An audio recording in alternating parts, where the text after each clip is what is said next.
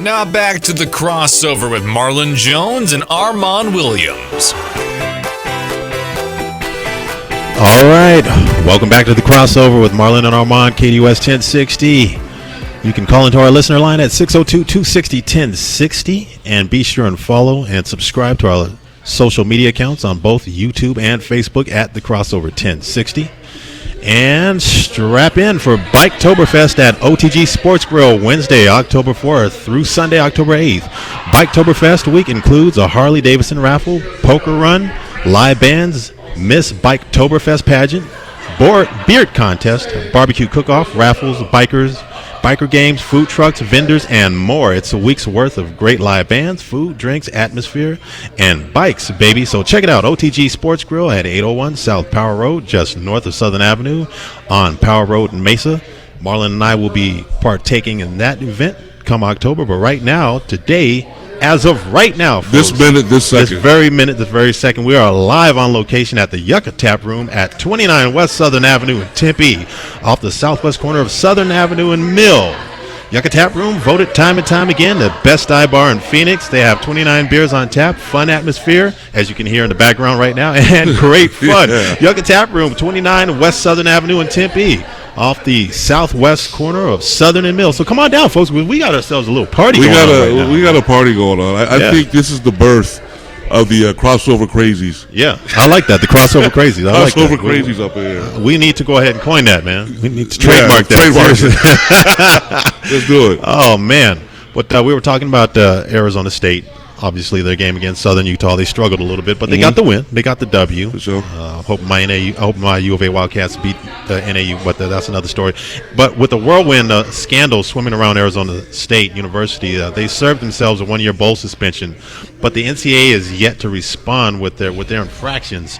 And it was pretty interesting because one of my favorite shows to listen to is the Dan Lepetard show. He was talking about Herm Edwards and Arizona State recruiting violations and the blatant corruption that took place under the Edwards, under that regime. And here's a little bit of what Dan Lepetard and his crew had to say about that.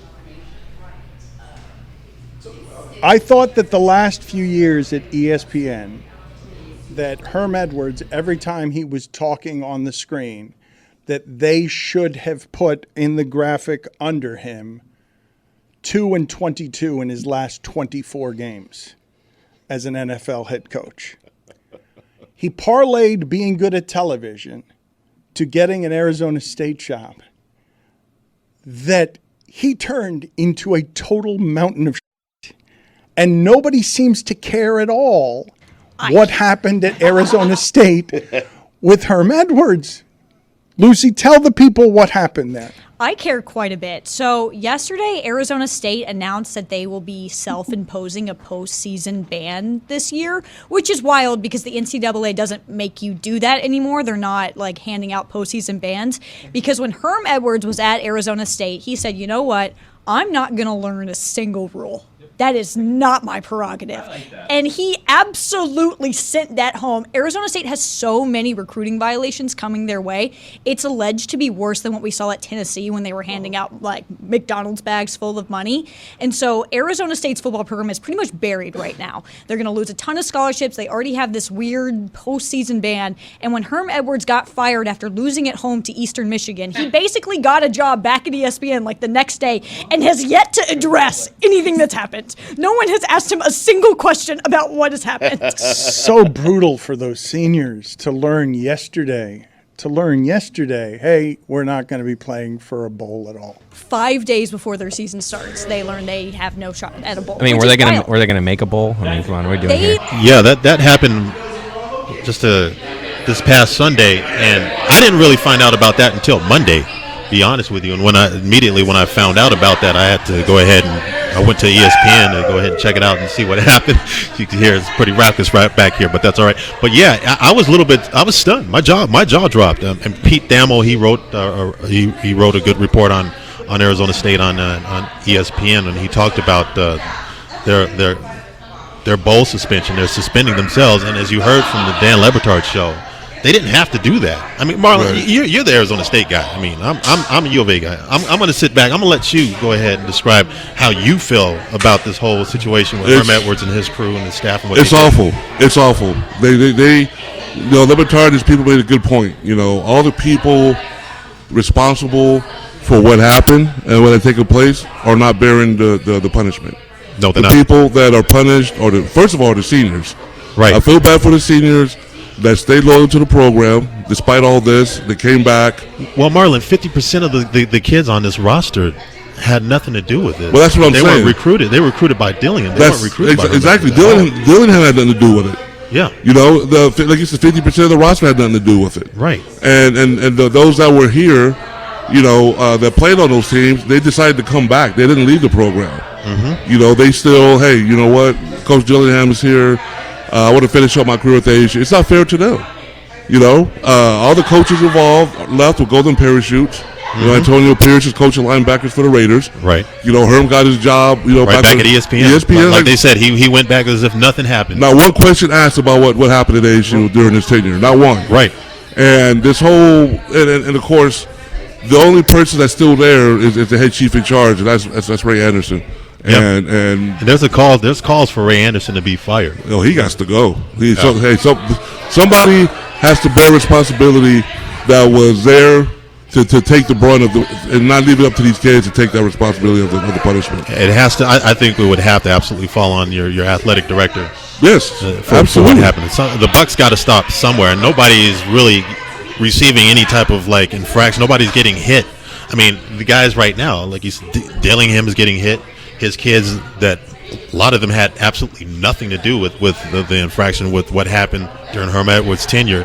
Those are the kids that are getting hit, unfortunately. And I don't know why. Personally, I don't know why Arizona State would go ahead and sanction themselves like that, would hit themselves with the bowl suspension. I get that they wanted to go ahead and try to jump ahead of this, but there are other ways that they could have probably handled this, because they're still going to get hit by the NCAA. I'll tell you why. It could be something a lot worse in the works that we don't know about. Oh, I think that there absolutely is. And for them to do that, that it's probably basic. There is something in the works that the NCAA is definitely investigating. Right. Besides the recruits coming on campus during COVID.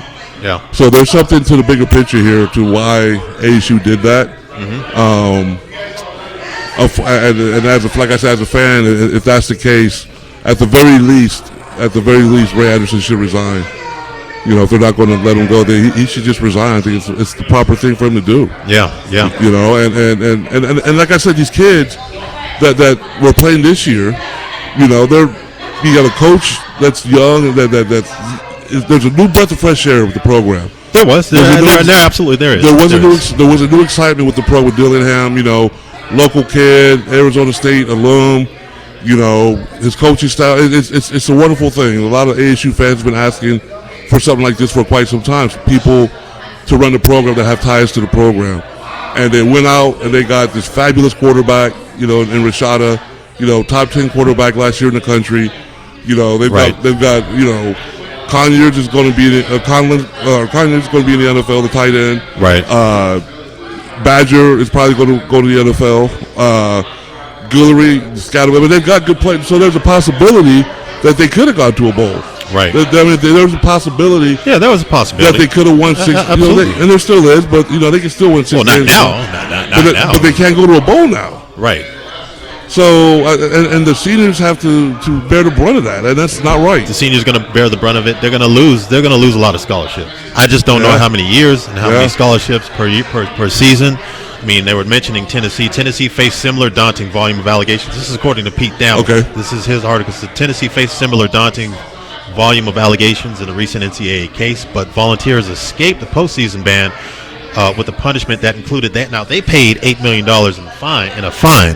Right. Now, I don't believe Arizona State. It's a question whether or not Arizona State has that kind of revenue in order to go ahead to pay off the NCAA or to avoid But even having said that, I don't know if the NCAA would have slapped them with bowl suspensions, because they don't seem to want to do that anymore. I think they're starting to figure it out that, we're punishing kids that had nothing to do with, kids and coaches and staffs that had absolutely nothing to do with the previous regime's with their infractions, with the corruption that they were involved in. Yeah. So let's not hit these kids with bowl suspension.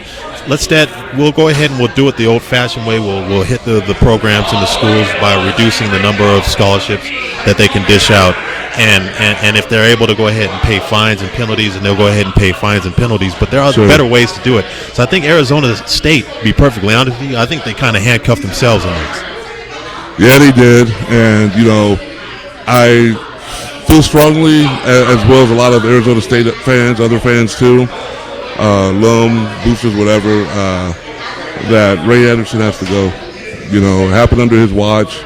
Right. The whole, from the get-go, hiring, his buddy to be the head coach, and right. Herm is feeling no brunt of this penalty. None of the coaches, they fired 2 young coaches. They were the sacrificial lamb, last season at the start of the investigation. But everybody else, all the coaches that were involved, they got their golden parachute. Yeah. And they're off doing, not like they said, not one person has talked to Herm Edwards about the state of Arizona State football under his watch since he's left. And the thing that sucks is that they're getting ready to transition into the Big 12 conference. They're going to be hit with all these infractions. They're probably going to lose massive amounts of scholarships that they're being able to go ahead and divvy out. So it's going to really, really, really hurt them. It is. It's a whole new era about to start. Like you said, we're about to jump into the Big 12, us and U of A. Brand new conference that wanted us, and to go into the Big 12 with this under our head, it's horrible. Yeah. It really, really does suck. All right, coming up next, the Arizona Cardinals. Are they at risk of losing draft picks? We're going to go ahead and discuss that with the whole Steve Keim situation with Steve Wilkes and Mike Bidwell about potential tampering. And today we're here at the Yucca Tap Room, 29th Avenue, or 29 West Southern Avenue in Tempe. And we'll be right back. Don't go anywhere. It's a crossover with Marlon Armand.